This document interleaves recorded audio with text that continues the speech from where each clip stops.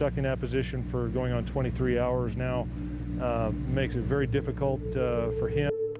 24 नवंबर 2009 को 26 साल का मेडिकल स्टूडेंट और फैमिली मैन जॉन जोन्स अपनी प्रेग्नेंट वाइफ और उनकी छोटी बेटी के साथ छुट्टियों के लिए यूटा में अपने घर वापस आया था।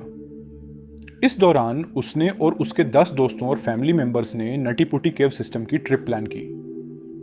ये एक बिगिनर केव मानी जाती थी जो उनके घर के पास सॉल्ट लेक सिटी में थी।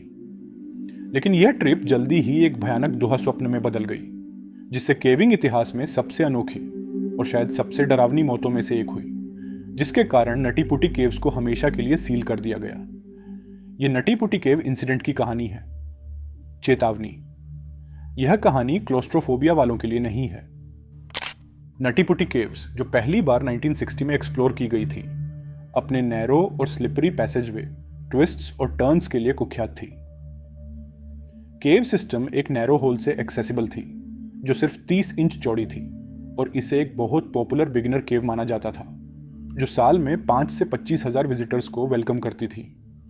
लेकिन 1999 से 2004 के बीच कई हाई प्रोफाइल रेस्क्यू मिशंस के बाद केव की सेफ्टी पर सवाल उठने लगे। इन सभी घटनाओं में लोग केव के छोटे पैसेजवे में फंस गए थे, जिसमें एक 23 साल का आदमी भी शामिल था, जो जॉन जोन्स के फंसने की जगह से कुछ मीटर दूर 7 घंटे से ज्यादा फंसा रहा।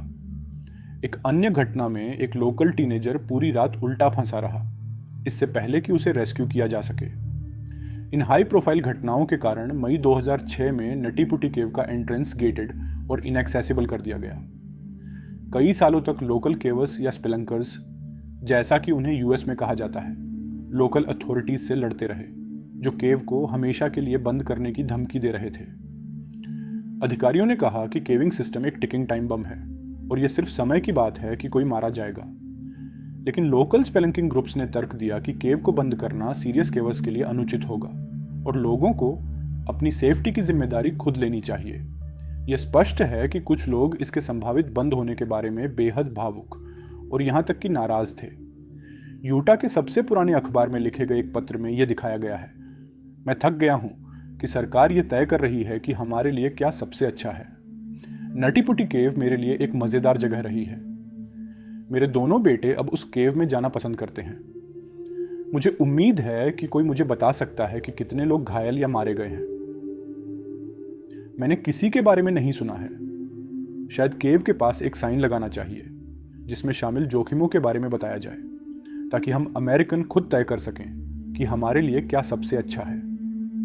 जैसे जैसे यह युद्ध चलता रहा, आखिरकार सितंबर 2007 में केव को पब्लिक के लिए ऑफिशियली बंद कर दिया गया, जबकि एक नई वॉलंटियर मैनेजमेंट टीम को नियुक्त किया गया।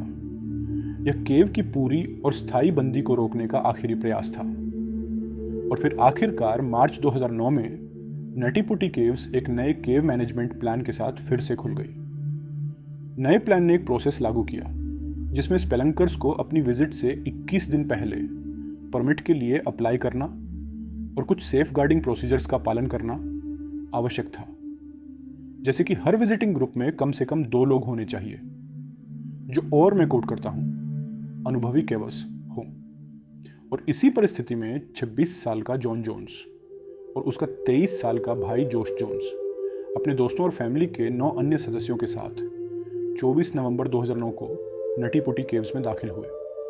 जब ग्रुप ने रात 8 बजे केव में प्रवेश किया तो वे आत्मविश्वास से भरे हुए थे, जबकि जॉन और उसके भाई ने पहले नटी पुटी केव्स का दौरा नहीं किया था।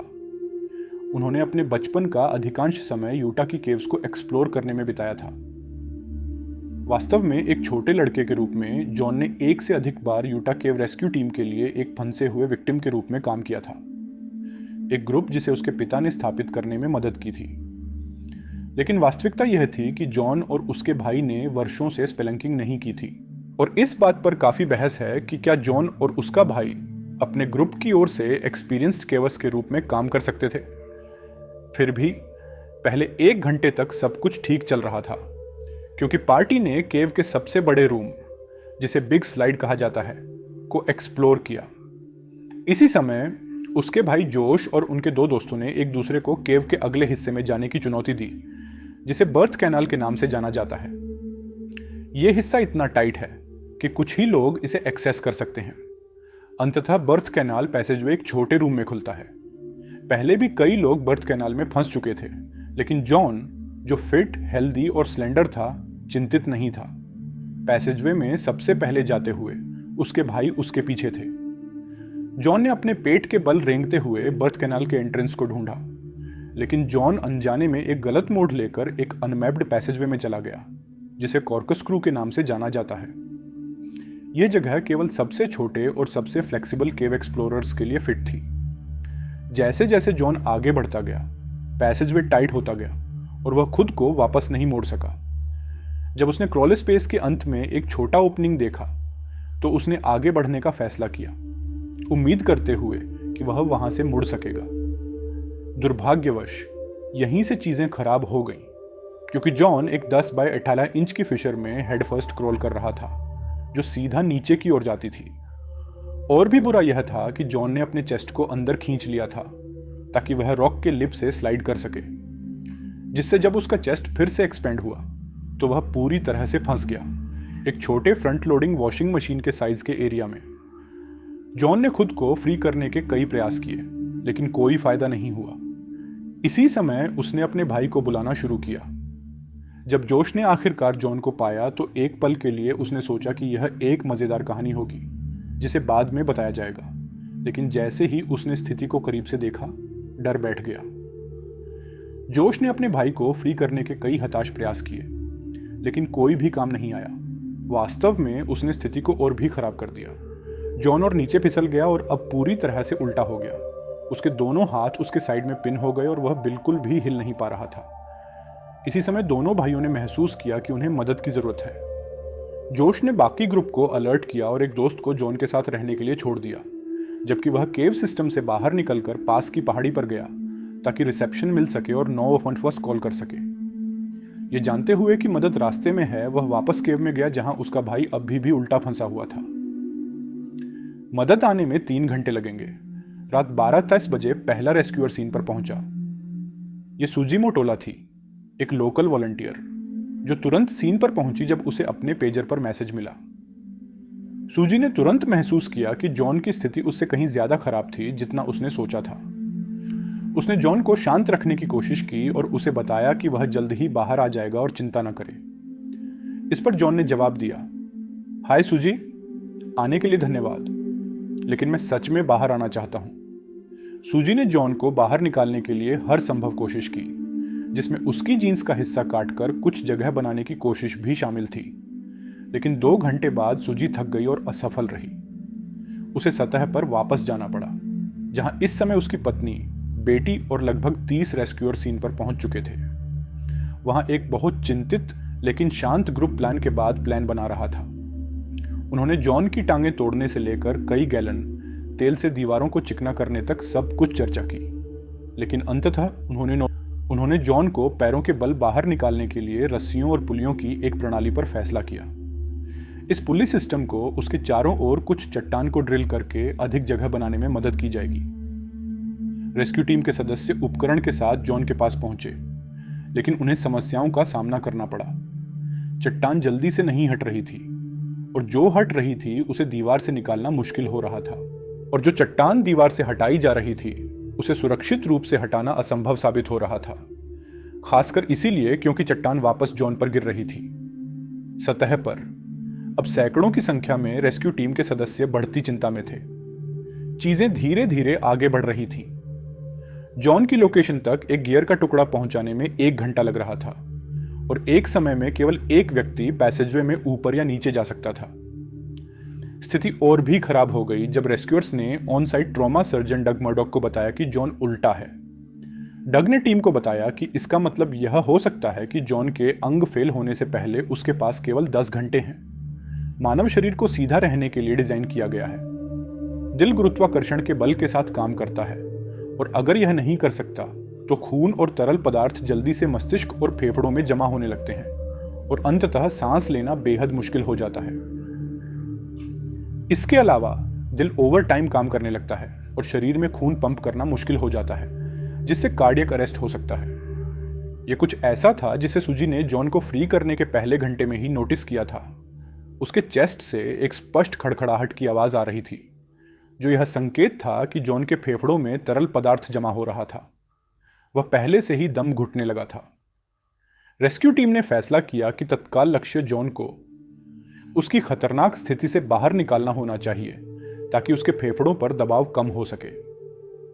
टीम ने तुरंत काम शुरू किया और रस्सियों और पुलियों की पहली प्रणाली को स्थापित किया, लेकिन उन्हें जल्दी ही कई समस्याओं का सामना करना पड़ा। जॉन की टांगें और पैर उस शाफ्ट के कर्व के चारों ओर वापस नहीं मुड़ सकते थे जिसमें वह फिसल गया था। इसके अलावा जिस रॉक के लिप को उसने सांस खींचकर पार किया था वह उसके चेस्ट पर अटक रही थी। जैसा कि एक अधिकारी ने कहा, यह सबसे खराब जगह थी जहां फंसना हो सकता था। फिर भी टीम ने उसे थोड़ा ऊपर उठाने में कामयाबी हासिल की ताकि उसकी स्थिति को थोड़ा ऊंचा किया जा सके और आईवी एडमिनिस्टर किया जा सके। दुर्भाग्यवश कुछ ही क्षण बाद यह पहला पुली सिस्टम फेल हो गया और जॉन वापस अपनी मूल स्थिति में फिसल गया। इस बिंदु पर जॉन शांत और घबराहट की स्थिति के बीच झूल रहा था। इसलिए एक निर्णय लिया गया कि केव में एक टू वे केबल रेडियो लाया जाए ताकि जॉन अपनी पत्नी से बात कर सके। बातचीत तनावपूर्ण थी, लेकिन इससे उसे अगले रस्सियों और पुलियों के सिस्टम को स्थापित करने के लिए पर्याप्त शांत रखा गया। अंततः 19 घंटे बाद 8 लोगों की एक टीम जॉन को खींचने के लिए तैयार थी, लेकिन एक समस्या थी। हर खींचाव जॉन के लिए दर्दनाक था और टीम को उसकी टांगें टूटने से बचाने के लिए कई बार रुकना पड़ा। फिर एक उम्मीद की किरण जगी। तीसरे खींचाव पर जॉन को इतना ऊंचा उठाया गया कि वह अपने रेस्क्यूअर से आंखें मिला सका। बाद में रेस्क्यूअर ने टिप्पणी की कि उसकी आंखें लाल थीं, चेहरा गंदा था, लेकिन वह अन्यथा ठीक लग रहा था। जब रेस्क्यूअर ने उससे पूछा कि वह कैसा है, तो जॉन ने कहा, यह बहुत बुरा है, मैं उल्टा हूं, मुझे विश्वास नहीं हो रहा कि मैं उल्टा हूं, मेरी टांगें मुझे मार रही हैं। रेस्क्यूअर्स ने देखा कि भले ही जॉन शिकायत कर रहा था, उसके चेहरे पर मुस्कान थी। फिर चौथे खींचाव पर आपदा आ गई। जो सिस्टम उसे स्थिति में रखने में मदद कर रहा था, उसका एक हिस्सा फेल हो गया और जॉन वापस उसी जगह गिर गया जहां वह इतने लंबे समय से फंसा हुआ था।